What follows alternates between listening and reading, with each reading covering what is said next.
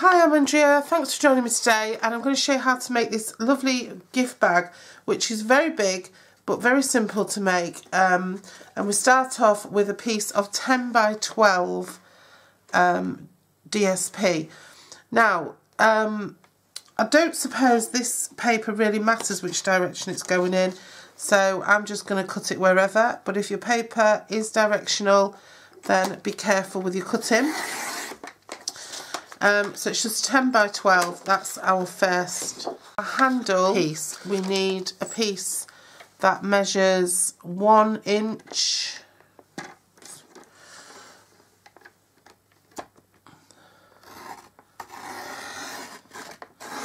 by 8 inches.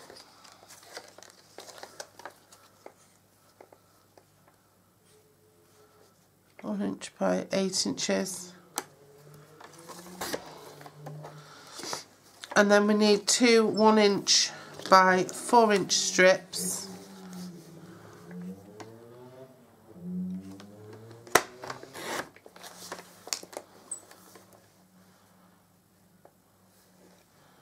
Just got a bit too big.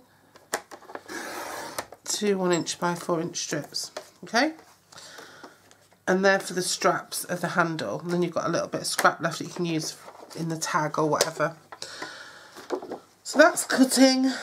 Now we've got scoring. Found my scoreboard. Oops. Now, first of all, in terms of scoring, we need to be scoring the handle. So I'm just going to score that at 2 and 6. Okay, and leave that to one side. And then the tabs, the 4 inch tabs, I'm going to score at 1 and 3.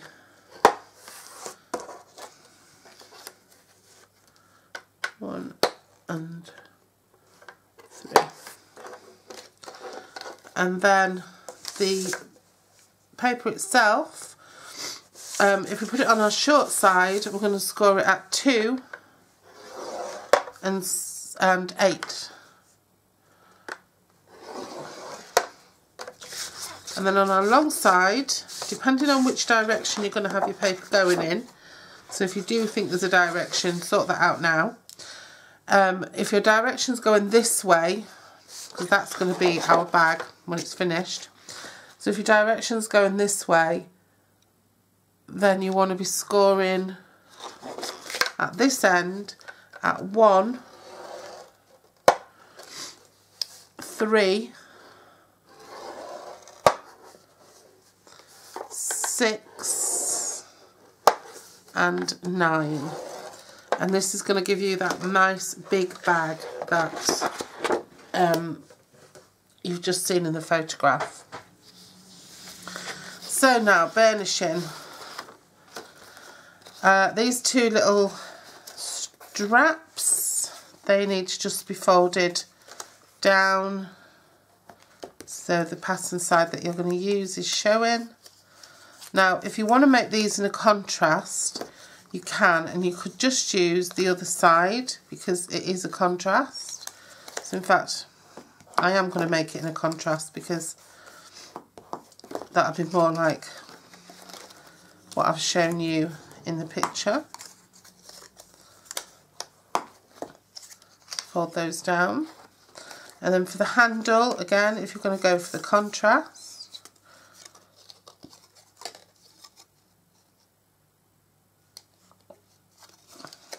you want to fold the handle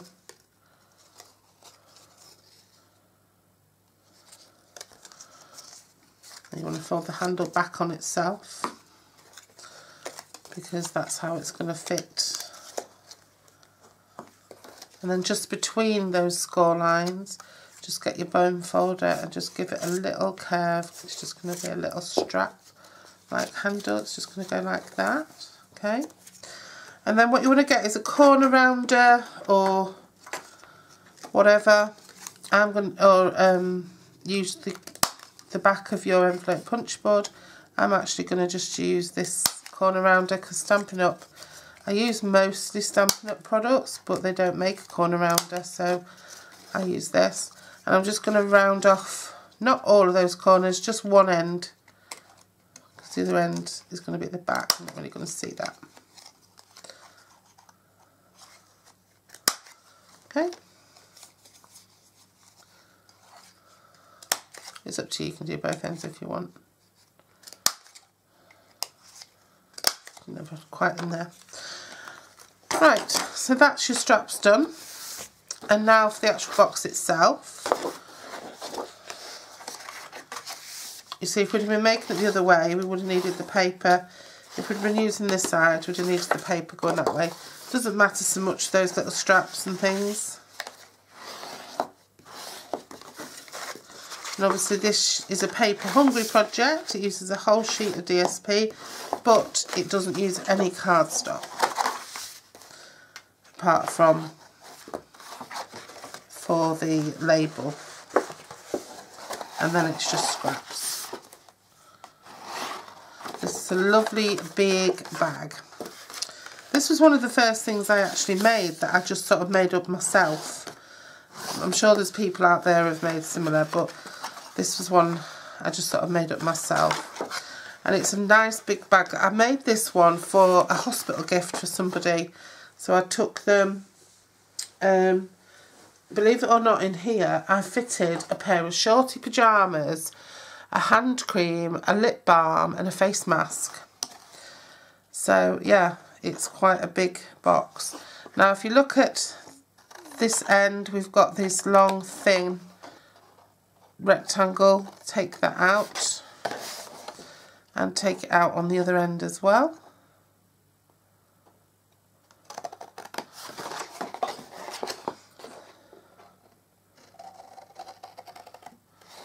And then you can also take out this square here you're left with. Fold your flap out of the way if the scissors can't get in because of it, because you want that to be nice and straight, because that's the top of your bag. Save these bits because they'll be great for labels and things, sentiments. I never throw anything away. You know, I won't even throw those little bits away because they come in handy for little panel cards and things. And now each side you've got 2 score lines left, so cut up each of those to your first horizontal.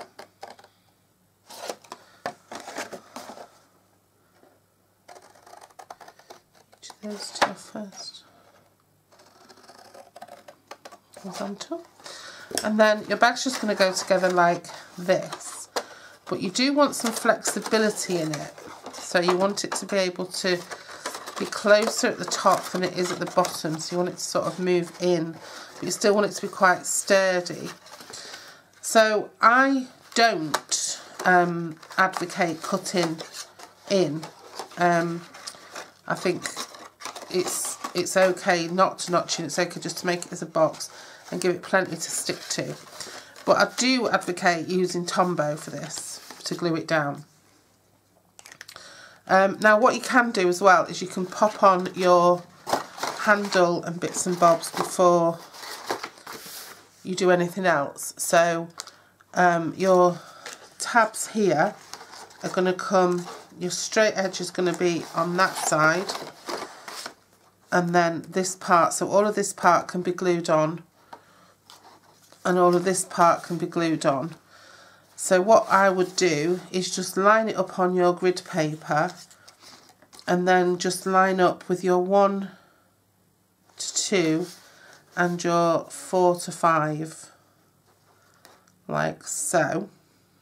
You see, you probably can't see, but down here I've just got it on my 1 to 2 and 4 to 5. So I'll just push it up a bit so you can see.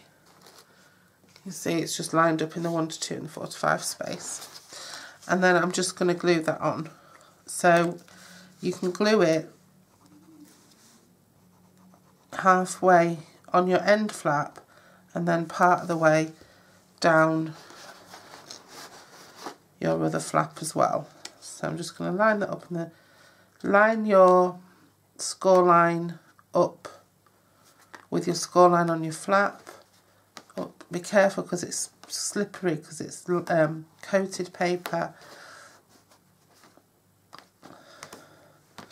And then you get glue on your fingers and then you end up making everything dirty. So just be careful. And then, like I said, this one's lined up with 4 to 5. Line that score line up with that there. And then just hold them on with the backs of your hand for a minute. And so then they're your flaps. And they're going to fasten down onto your bag here. Now,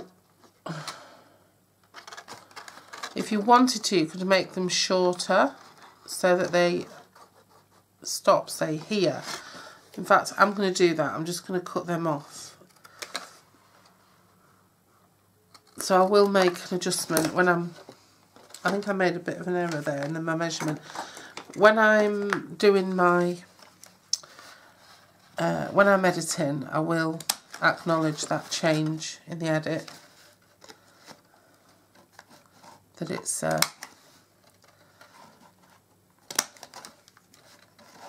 smaller piece that you need. So 3 by 1, not a 4 by 1. So yeah, so those pieces will come down and they're going to fasten your bag however you choose. What I'm going to do is I'm going to use, I think what I'm going to do is use a couple of buttons, but I might, no, what I'm going to do is I'm going to draw a ribbon through. So I'm going to get out my crocodile and I'm going to, and you don't have to use a crocodile, you can use whatever you want. I'm going to put it on the biggest setting and I'm just going to punch a hole in the middle there, okay?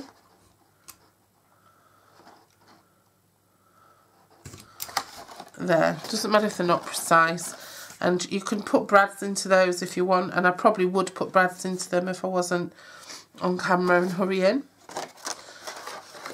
And then this will all go together. Shall I put brads in anyway? I mean, not brads.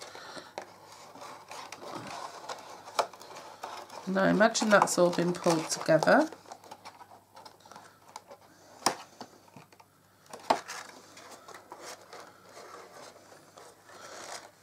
That's all been pulled together, and then you'd get a pen or a pencil and just make a mark, and then where you've made your mark, that's where you're going to punch a hole. Right, so what I'm going to do now is I'm going to take my ribbon that I'm going to use. I'm going to use a silver ribbon. So I'm going to pop my ribbon through there now before I do anything else, because it'll just make it life so much easier. This is a gorgeous ribbon. I don't even know if it's current. I'll check. I think it is actually, yeah. I've got all the ribbons that Stampin' Up! Do, but I got this particular one off as a gift for my Stampiversary. Right, so now we're ready to fasten it together. So I'm going to put a little bit of glue on the front side here, because that's where I'm going to fold that back flap in. That's going to fold up like so. Just keep that nice and straight there.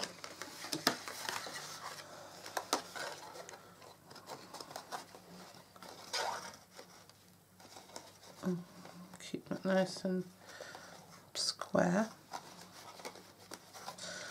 And then the reason I didn't put any on the front part is because that's going to be exposed. So on the back here, I'll go across halfway up, and then I'll come and put my glue there. Okay, so halfway up the bottom, and then halfway up that side. Just stick that together.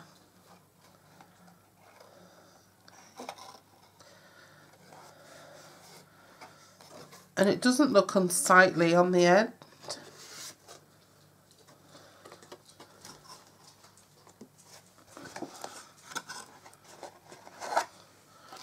If you wanted to, it's up to you. You can put your flap in first. But because this is so heavily patterned, it doesn't matter. And I just think it makes it fold, sort of makes it close itself a little bit better than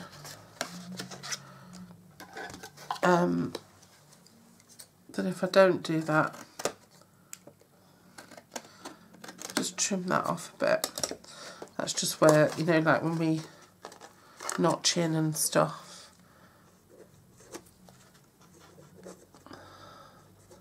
Just haven't got enough glue on there.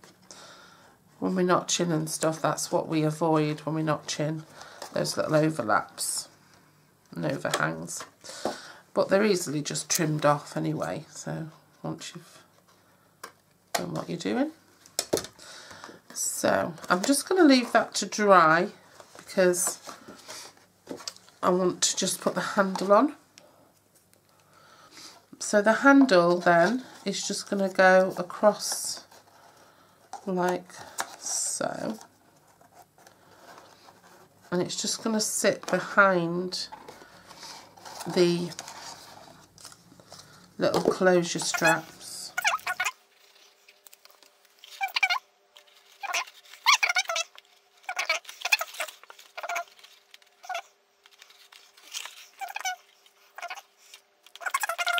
Oh, do you know what? That was supposed to go the other way around, wasn't it?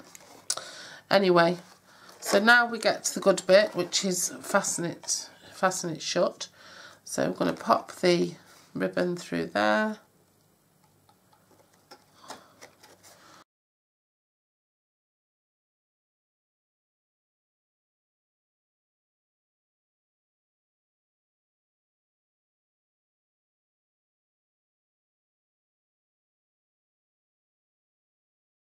I'm not going to thread. Do you know what? I'm not going to thread my sentiment onto my bow. I'm going to leave my bow like that, and I'm going to leave my bag like that, and I'm going to pop my sentiment onto the handle. So I'm going to use the Pretty Label Punch because this is a pretty thing that we're making, and I'm going to use for the sentiment, I'm going to use this lovely Floral DSP. I'm going to cut a tag out of that, because that's going to go up here. I think I'm going to pop it there actually. Yeah, I'll pop it there. I was going to tie it on my ribbon, but I'm not going to.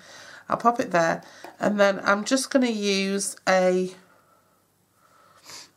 good old Whisper White, and I'm just going to cut a circle out, grab my trusty old embossing stuff, and I'm just going to